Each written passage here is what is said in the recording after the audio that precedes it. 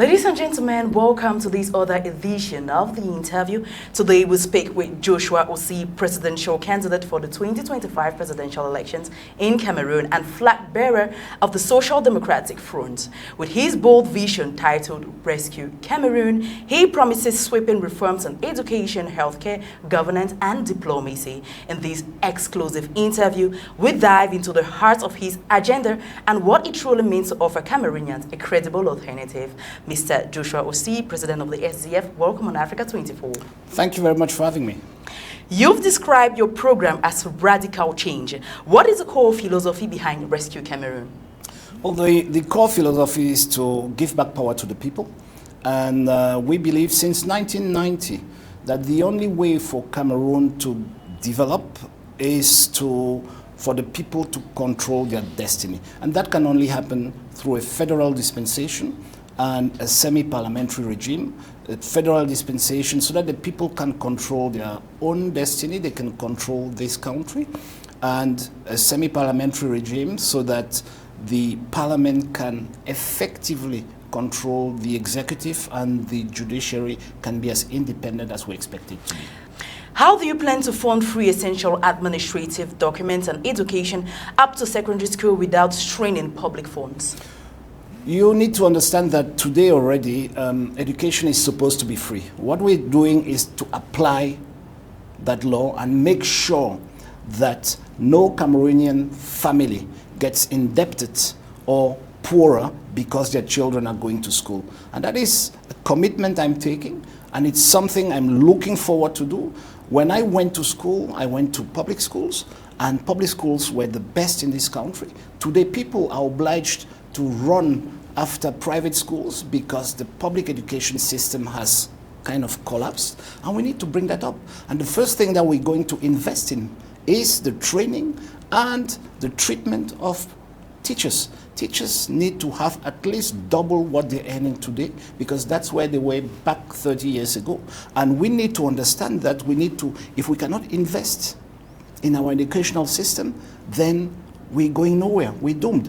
And we need to change our educational system, because today we have too many students oriented towards general education, whereas we need much more of vocational training, training and education. And so we need to put in place all those major changes, but essentially we need to apply the law as it is already and even make it better, so that acquiring education should not be a financial burden for families. We have the possibility to do it, and I understand how the budget of this nation functions. I understand how government functions, and I can tell you with assurance that we don't need much more money to get there, because there are essential elements of our plan that can be put in place that will actually make the state save money rather than spend more money to make education free, effective free education. What about the private sector, who today in Cameroon actually hitch on very huge amounts of money in the private sector of education? Well, you know, the private sector is an essential part. Don't you think the government actually have to levy limitations so that each student can actually afford the education they're proposing? The point is that is only necessary when you have failed. But when you are succeeding in offering education, you don't need that. So if a student wants to pay millions of CFA, or the parents want to pay millions in CFA to be in an elite college, that's their business. But each and every Cameroonian should have access to public education. And the private education should be an exception, not the rule as it is the case today. And the essential element of this is equal opportunities and social justice. It should not happen that because your parents are wealthy, you have better chances in life than a Cameroonian born the same day with poorer parents. So that is the role of a social democratic government, to make sure that a child born in any village in Cameroon has exactly the same educational opportunities as a child born in the most prestigious neighborhoods of this country. And so that the wealth of your father doesn't justify the success of a kid. That's the role we have to play. And that is why this government is failing. You earlier mentioned that vocational training could be a key answer to a lot of issues in the educational system in Cameroon. So do you estimate that general education should be eliminated? No, that's not what I'm saying. I'm not an extremist. I don't go from one end to the other, okay? What I'm saying simply is that today we have, well, last year we had about 405,000 students in our public universities, of which I think about 380,000 of them were in the arts inclined domains, okay? And if you don't invest massively, first of all on STEM and secondly on vocational education, you will have nobody. That's why it's so difficult to find an appropriate mechanic in Cameroon. That's why it's so difficult to find engineers. That's why it's so difficult to build up companies in the technological sector. That's why, for instance, when the shipyard was being built in Limbe, hundreds of young Cameroonians were shipped over to Ghana to be trained because they suddenly realized that they'll have a shipyard without welders. So I think it is important to understand that for a country to develop, you need the actors of that development. And the actors of that development are not poets. They are also necessary. They are not lawyers. They are also necessary. But they are engineers. They are working class people who have a trade, who understand how to transform the materials that are put into their hands so that this country can move ahead. It's essential and very important. So when we spend billions of CFAs to train people, to train administrators instead of training engineers and medical doctors and nurses and so on, we'll continuously have a problem. We'll continuously have an issue. As stipulated by your campaign plan, the Trans-Aqua project is a proposed mega project to transfer water from the Congo Basin to the Lake Chad Basin. How do you intend to pilot this project, which has been stagnant at Mosi, and most especially raising the finances, which experts deem is at approximately $50 billion? Well, that's nothing. That's at the size of a sub-region. That's peanuts, first of all. Secondly, you have to understand, maybe you're not aware, the Lake Chad has lost 90% of its water, 90% of its volume. And that's one of the main reasons we have tensions around the Lake Chad. And that's one of the raison d'etre of the Lake Chad Basin Commission. And it is important to understand that the problems we're facing around that lake come essentially from the drying up of the lake.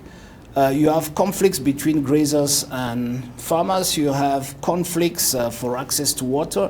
You have all those conflicts in place. So to correct that, you need to have a massive project that was put in place before I was born. What I'm saying is that Cameroon needs to take the lead to make that project happen again. It means taking water from the Congo Basin and sending it into Lake Chad to make the Lake Chad exist again. And Lake Chad is not just a small place around Kuseri, which is a huge city, but Lake Chad is home, the basin is home to 50 million people. So it's very important. And you know, if you have 40 million neighbors or 45 million neighbors who are destabilized, you have problems. Why is the Lake Chad Basin the grooming space of Boko Haram? Because they can recruit in all of that frustration. So you need to stop it. You need to give new opportunities to the people, and you need to invest massively to bring back water into Lake Chad. And I think that's a perfect example of how a mega project can change around a whole space. And this is not just for Cameroon, it's for Nigeria, it's for Niger, it's for Chad as well, and Central African Republic. Health still remains one of the crucial problems that we have in Cameroon. How do you intend to implement effective healthcare in rural areas especially?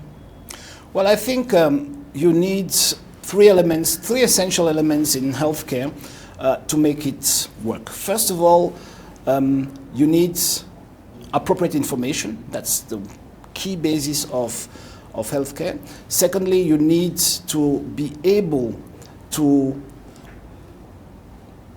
provide healthcare in a way that it is accessible, so people don't need to travel miles and miles and miles to meet a doctor. And you as well need to make sure that you humanize healthcare in such a way that not only are people not afraid to get treated, but they don't come out poorer than when they went in. And that's the role of government. And government needs to be able to be up to those basic expectations. And there are lots of issues that can be put in place, lots of solutions that can be implemented and put in place to make all of that happen. But first of all, you need to start with the actors. The healthcare personnel needs to have their salaries doubled. Because today what is happening is that basically you cannot earn a living from being a medical doctor in the public sector based on your salary. So a government needs to come in with bold measures to bring up in the shortest time possible, I think between 3 and 5 years, to double the salaries of all of these personnel so that they can happily live from their job. They're very important for the society. Secondly, you have to understand that today, officially, healthcare is free of charge, public healthcare. Because in the budget of Cameroon, there is absolutely no line that specifies revenue from healthcare. And you know the finance law of Cameroon is very clear. You have just one state account, making it such that nobody can cash in money on behalf of the state except the state. So if there is no revenue flowing in, it means that all what we are paying is being embezzled in one way or the other. So when you pay for $1 million or 2 or 3 for an operation, it's being embezzled. When you pay 500 francs for a consultation, it's being embezzled. When I use that word, it's to make people understand. I'm using a very strong term to make people understand where the problem is. Because today, the government recognizes that this personnel is underpaid and puts in place a quota where they can share that money amongst themselves and even with the administrators. And that needs to stop, so that you and your viewers can get access to hospitals free of charge. And one other thing that needs to be done with urgency is to integrate our traditional medicine into what you call modern medicine. It is uncalled for that in a country like Cameroon, when you get into a public hospital, they first show you the mortuary. Generally, it's what is best, and then show you the maternity and everything, but nobody can show you where the traditional doctor is. We need to integrate that into our offer. Because why is it that you need to travel to your village to meet a traditional doctor and move back to town to go to hospital? That shouldn't exist. Talking of traditional medication, Mr. President, how do you intend to actually promote this area? Because we have actually understood that the pharmaceutical industry in Cameroon is at its lowest. So how do you intend to make this better? How do you intend to change this narrative? Well, first of all, you need to have a political will to get there. I think my last explanation just showed that that will exists already. Secondly, we need to come out of this cliche thinking that everything imported is good and everything local is bad. And government has that responsibility. And it is, if I just told you, if you get into any dispensary, hospital run by government, you will have nothing traditional besides it. Whereas the doctors in those hospitals visit traditional doctors in one way or the other. They use the traditional pharmacy every day. They long for bitter cola and all the other things and telling you how good it is for your health. So it is important to understand that we need to bring back. We exist today because our forefathers... That's promoting our researches, our own researches. Of course, because we exist today because our forefathers were cured with this traditional medicine. The modern medicine came in just before independence. So we should understand that it is a high value science that we need to put ahead. And we need to have schools where people can learn. We need to have conservatories where all these medicinal plants and their seeds and seedlings are stored or are preserved or conserved. And we need essentially to have a public offer of traditional medicine. As I said it, you need to be able to walk into a hospital and say, I'm going for traditional medicine. Where is the pavilion? It's over there. Okay, let me go over there and tell them what I have as a problem.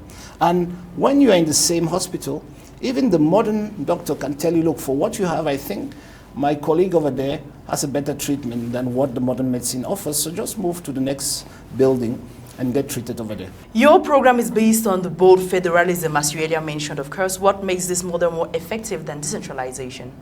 Well, Cameroonians are looking forward to develop their country. They want a modern country, and development is not something that happens in space. You can have a rocket going up to space. It doesn't change the livelihoods of Cameroonians. What they want to see is what happens in front of their door. They want better schools for their kids, better hospitals, cleaner cities, transport system that works, roads that are functioning, etc. And for that to happen, governance needs to be at the base. And so only a federal dispensation can allow that to happen. And what we understand by federalism, because often that's a question people ask, how many states, how many regions, how many... No, federalism means giving power back to the people. It means in a three-tier system like that of Cameroon today, power should be given back at the council level. The councils are those that can touch the population. And so everything, or nearly everything, all the resources should be at the level of the council.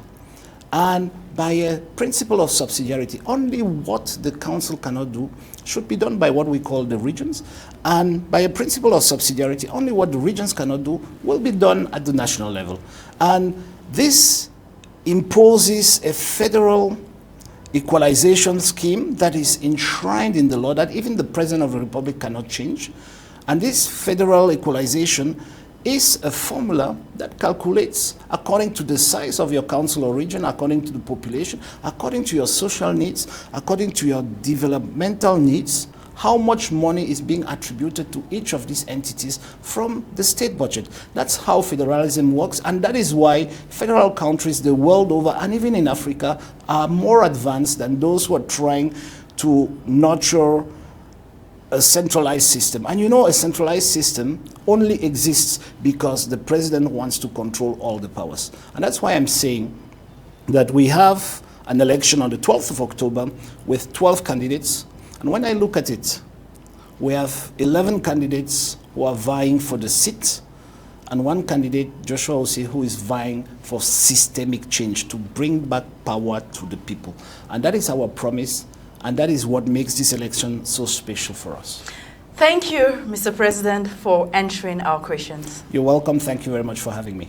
Ladies and gentlemen, thank you for following this special edition of the interview with Joshua Osih, who is a candidate of the 2025 presidential elections. Stay tuned on Africa 24 English for more information.